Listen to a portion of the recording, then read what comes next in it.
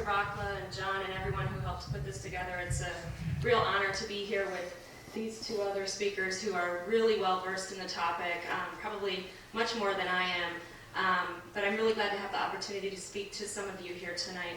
What I want to do is give a brief history of Venezuela, the history of the people, why there even is someone named Hugo Chavez as their president today, and then touch a little bit on some of the more controversial and contemporary issues that we're hearing about in the U.S. media. At the Venezuela Information Office, our main task is to hold accountable the mainstream media on their reporting of Venezuela. That's sort of our primary job every day, and so unfortunately our job is very hard because we see inaccurate reporting every single day from almost every major newspaper. Sometimes they get it right, and that's great, but unfortunately most of the time they don't.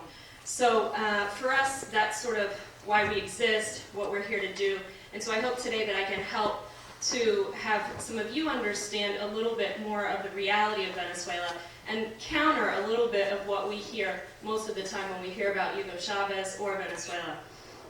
So to begin with, just to sort of put things in a context, in the late 1950s, Venezuela became an official democracy. The dictator was deposed, and you had sort of a two-party system all the way up until 1998 when President Chavez was elected. This two-party system was sort of similar to what we have here in the U.S. You had sort of a left, liberal, you had a sort of right, more conservative party. However, what was different about them was that they sort of bargained with each other, and so they came upon a power-sharing agreement, which was actually known as Punto Fijo. And so for the next few decades, no matter which party won the presidential elections, they shared power, which meant that they really shared the oil profits. So they put all of their people into positions of power, regardless of which party won. They shared the money, they helped everyone start businesses, and they got rich very quickly and for a very long time. It was so common, or corruption was so well known throughout the country as far as voting and these two parties, that your vote really didn't matter, because if you voted for one, you knew the same policies were going to get passed no matter what. And it was so common that your vote didn't count that there was actually a name for it called acta mata voto. And what that meant was the tally sheet trumps the vote. So, meaning, when you went to go cast your vote for whichever party, and maybe you cast your vote for an independent candidate, because they, of course, ran as well. Well, all the independent candidate votes, if it was a left-leaning independent candidate, your vote would just go to the left major party, or liberal party. If it was a right independent candidate, it would go to the other, more conservative major party. So, regardless of who you voted for, and if you definitely voted outside of the two major parties, your vote was just split up between the two. And party officials did this, everyone knew about it, and so there really was no reason to vote. I mean, people really understood that it didn't matter, it was a total scam. And, you know, what that meant was that the majority of the population was living in poverty, more than 80% were poor.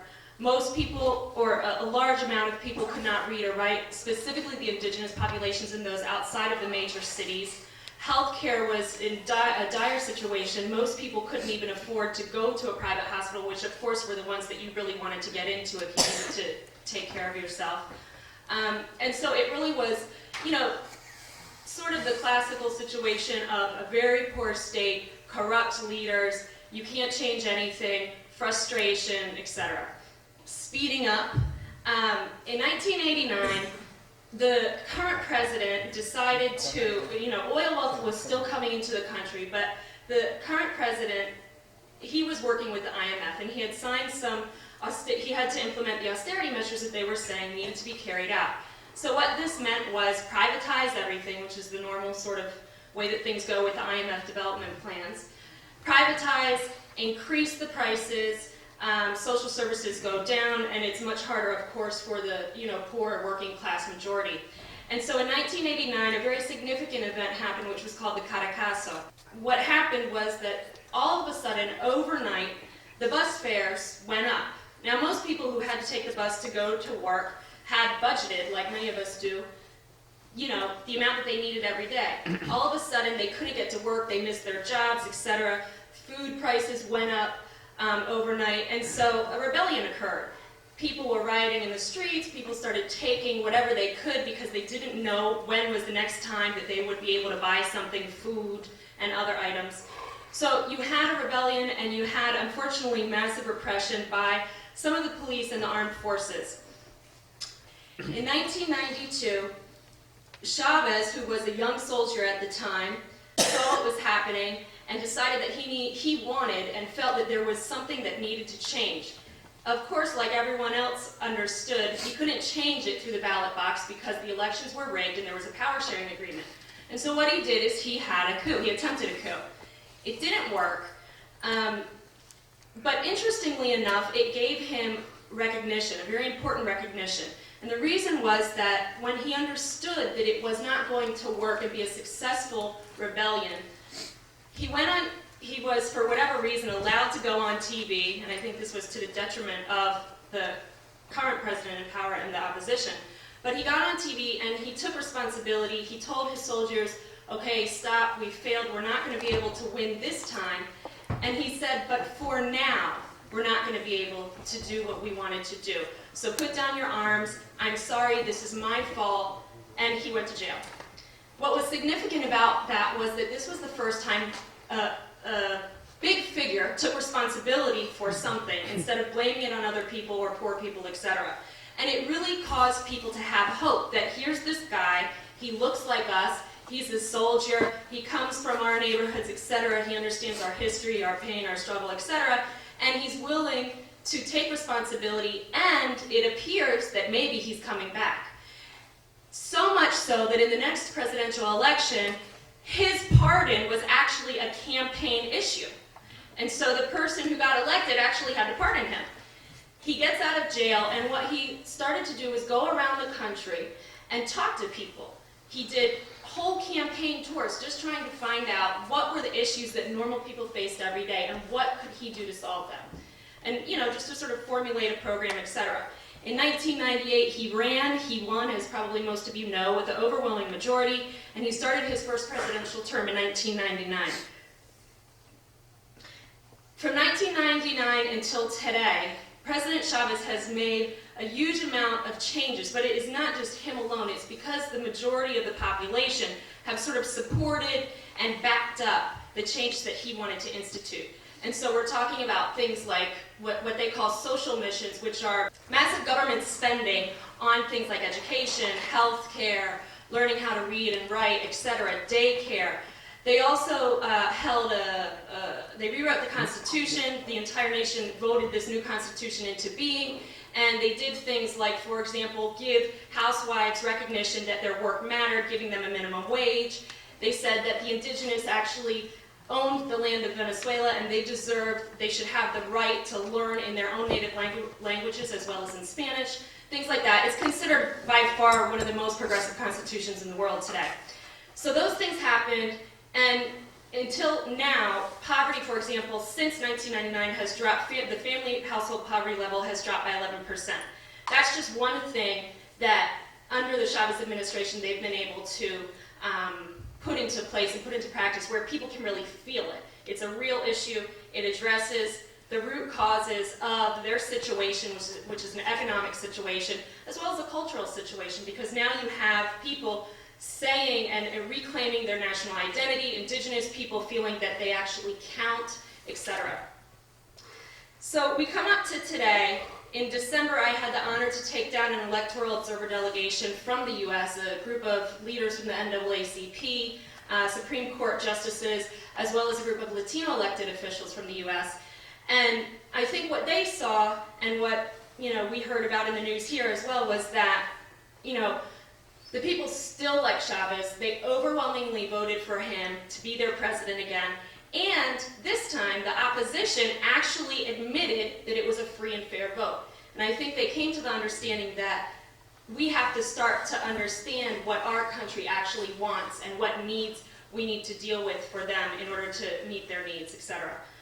So we get up to today, and I'm sure all of you have heard about some of the major issues like the nationalizations.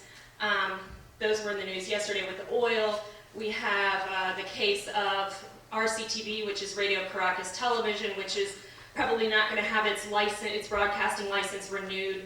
And we also have the enabling law that I think is, those are sort of three, I think, current issues that I'd like to just address now. And then in the Q&A section, of course, we can talk about a whole lot of other things. But in January, the National Assembly passed a thing called the enabling law, which gave President Chavez the power to rule by decree for 18 months, which basically means that during the 18 months, he can pass laws in 11 key areas. So the economic area, public administration, social area, oil area, etc. And so the reason why I think that is important is because here we always hear in the press about the enabling law, and he's a dictator, and, you know, oh my gosh, why should he have this power? And this just shows that he's, you know, consolidating power, etc.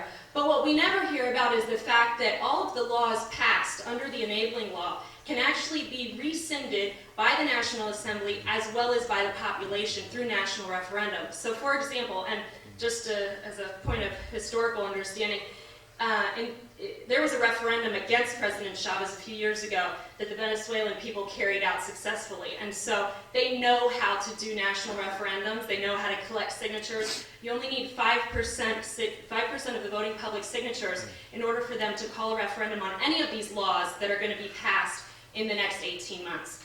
So that's a very important thing. I think my personal perception of that is that I think that the reason why perhaps the Assembly and Chavez wanted to institute the enabling law now was because I think that they feel after almost a decade of doing the social missions and reducing poverty by 11%, enough hasn't gotten back to the people. So I think that what they're thinking now is that they can do these laws quickly rather than waiting for the National Assembly to pass laws. As we know in Congress here, it takes some time to get laws through and people to agree on things. And so I think that, you know, things that have to really do with people's economic mobility, upward mobility, are the things that are going to be changing. Laws are going to be made about those things, etc. You can see that sort of in the recent power revenue sharing agreements that were signed yesterday with some major oil companies, because Venezuela, of course, I mean, historically has had their whole entire oil industry nationalized. We don't hear about that, of course. We always hear that Chavez did it, but it was nationalized a long time ago.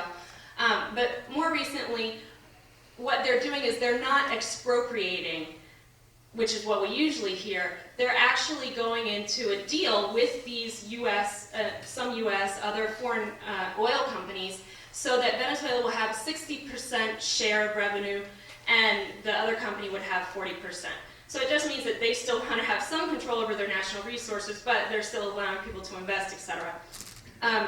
So that's an example of one area that's going to be affected, or can be, things can happen under the enabling law with that. I think also you're going to see, as far as nationalizations are concerned, the area of telecommunications as well as electricity.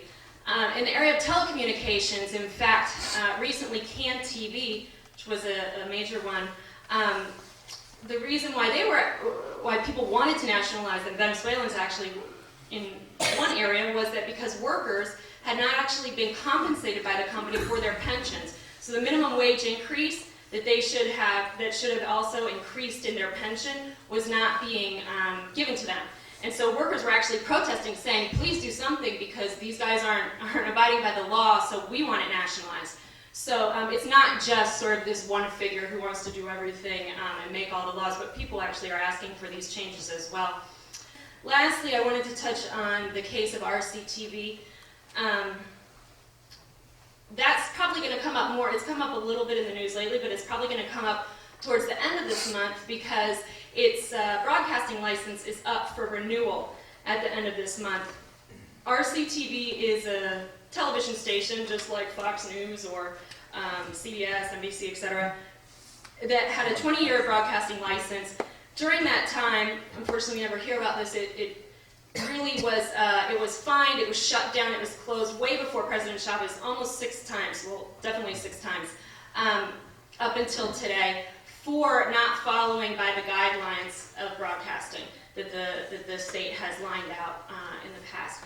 It's sort of like, you know, the FCC here in the U.S. I mean, certainly if RCTV had existed and done the things that they've done here in the U.S., they would have been shut down a long time ago. RCTV also played a role in the coup against Chavez in 2002 by actually on the day before and the day of, they actually ran programming telling people, saying to people, go out into the streets, get rid of this guy, he's a bad guy, go protest and let's do this. I mean, can you imagine if NBC said, Bush is the devil, go out into the streets, we've got to take our country back. I mean, they would not be allowed to continue operating one more day. RCTV has been, even after that, after everyone knew what they did, they have still been continued to broadcast. And so now that their license is up for renewal, the government has basically said, we're not going to renew it because A, B, C, D. I mean, you violated all of these regulations. And of course, you know, carrying out acts of treason, probably you shouldn't be, you know, continuing to broadcast on the public airwaves. And that's very important because we also don't hear that they can still broadcast on cable television in Venezuela. They can still sell their programming to other public stations to run.